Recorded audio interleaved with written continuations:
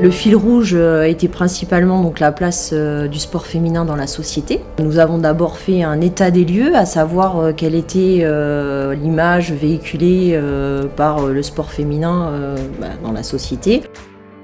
Nous, on ne leur impose pas une vision des choses, on essaye de les amener à réfléchir. C'est-à-dire que c'est pour ça qu'on leur propose au sein de nos séquences des points de vue différents, avec des histoires où effectivement les filles ont été victimes de discrimination et d'autres où elles ont, de par leurs exploits, lutté contre ces discriminations-là. On va dire que l'accueil a été plutôt positif dans la mesure où ça a été un travail aussi de toute une année, qui a été aussi effectué par le professeur de sport. Donc c'est vraiment un travail interdisciplinaire. Donc à force, l'idée a fait un petit peu son chemin. Deuxième projet que nous avons avec ces élèves-là, donc ces élèves de 3e, qui vont devoir créer un décalogue sur les valeurs sportives. Alors nous allons prendre un sport, ça va être le frontball, parce que ils ont été initiés, ils ont travaillé, ils ont participé au championnat du monde de pelote, et en intégrant toujours cette dimension-là, combattre le sexisme et accepter les filles dans le jeu.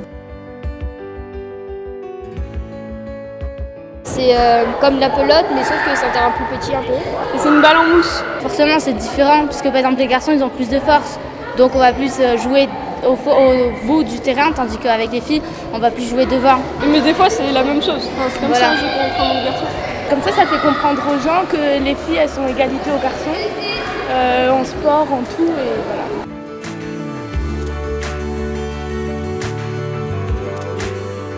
J'ai l'impression qu'enfant on est un petit peu tous pareils et malheureusement ça se perd en grandissant. Donc l'océan finalement il y a quelque chose qui va toujours gagner, c'est les vagues. Donc homme-femme, à un moment donné, si la vague on la prend dans la tête, ça va pas faire de différence. Donc pour moi c'est l'idiotie cette différence. Clairement c'est pas avoir la connaissance du pouvoir qu'on peut avoir, qu'on soit un homme ou qu'on soit une femme. Quand on fait des sports, ils disent « Oh t'es nul », mais c'est pareil, c'est pas le sport qu'on fait. Si on te met à la danse, tu seras pas comme ça et on te dira pas que t'es nul. Même la danse, il y a des garçons qui sont très bons et au foot, des filles qui sont très bonnes.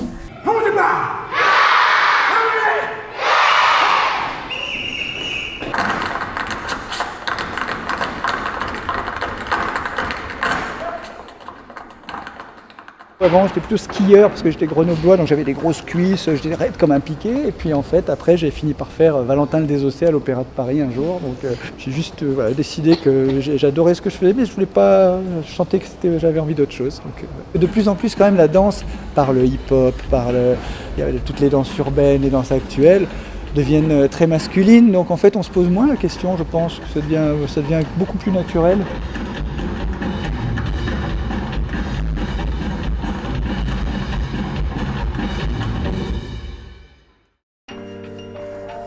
L'idée, c'était de faire découvrir aussi aux élèves qui n'ont pas l'opportunité de pouvoir aller dans des clubs, de pouvoir leur donner accès justement à ce sport-là. Dans les clubs, il y a beaucoup plus de garçons que de filles, et là, à ma grande surprise, il y avait énormément plus de filles que de garçons. Je prends pas beaucoup d'élèves parce que j'ai vraiment envie de prendre le temps avec chacun pour les voir évoluer. Il y a des filles qui ont carrément explosé, qui se sont un petit peu découvertes aussi par rapport à ça.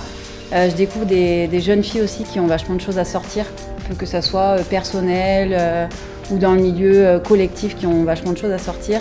Et je vois aussi que les garçons sont très respectueux par rapport aux filles, et qui sont pas là pour montrer qu'ils ont de la force, mais qui sont là aussi pour les aider à travailler. Et je trouve qu'il y a une bonne entente. C'est un groupe qui est assez familial, et ils ont vraiment appris à se connaître. Ça fait du bien parce qu'au moins on sait qu'on peut être aussi forte que les garçons, et au moins on peut se défouler toute la rage qu'on a en nous en fait. C'est plus un jeu en fait, on prend ça à la rigolade. C'est mieux que de se battre pour de vrai. C'est comme si je boxais avec lui et une fille, pour moi il n'y a pas de différence, c'est quelqu'un à boxer. C'est aussi un challenge personnel que de se dépasser tout le temps, parce qu'on tombe sur des gens qui sont plus forts que nous, et ça nous permet d'avancer et pas de reculer devant les gens. Donc ça nous permet aussi d'avoir un peu plus confiance en soi. Donc c'est un sport qui est top. Ouais. Il y a des garçons qui disent quand les filles jouent au foot, ils disent qu'on est des garçons manqués ou des trucs comme ça. Ça n'a vraiment pas de différence, on peut avoir les mêmes forces que faire les mêmes trucs qu'eux.